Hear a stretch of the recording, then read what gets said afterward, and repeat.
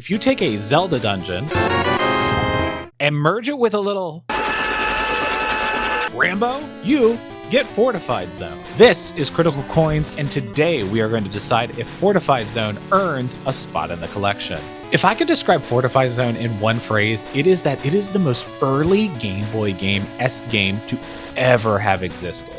And I mean that in a good way. See, Fortified Zone is the type of game that you can beat in one afternoon. In fact, I think it only took me about 3 hours to beat this game. It has 4 levels, each increasing in length. You get to play 2 characters that you can swap between throughout the game, and combat is relatively straightforward. Combat in this game is about being proactive, in that you need to be in the right position ahead of time because everything moves at the slower pace. Bullets take time to travel, enemies take time to move, and it's more about setting up shots so that way things get hit while they walk into them as opposed to shooting them when they're actually there. Take the bloody shot!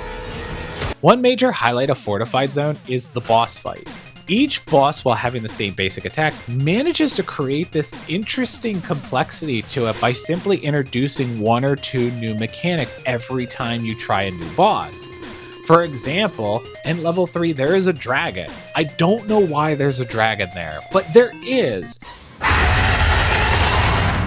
He has the same basic attacks as pretty much every other enemy in this game, but he can also spit fire, and the 4th boss can shoot bullets at you and missiles, and if you're in the wrong position, you might get stomped on. The only part that gets a little odd in this game is that when fighting a boss, if you ever get too close to them in certain attacks, they can one-shot kill you. This can happen with pretty much every boss, even the mini-bosses, but because the game relies on this 2-character swapping mechanic, it never feels really too punishing because you usually always have a character in reserve. There is 2 situations, however, where that can become a problem, and you do have the potential to soft lock yourself if a character is unavailable at these 2 key points. In the end, Fortified Zone is the quintessential silver.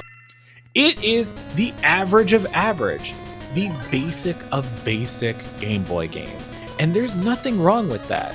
But because it stays in its lane and decides to wrap up when it knows it's done, it's actually quite enjoyable. And it's a quite cheap game to find. And be sure to stick around for my next video as I continue curating my Game Boy collection.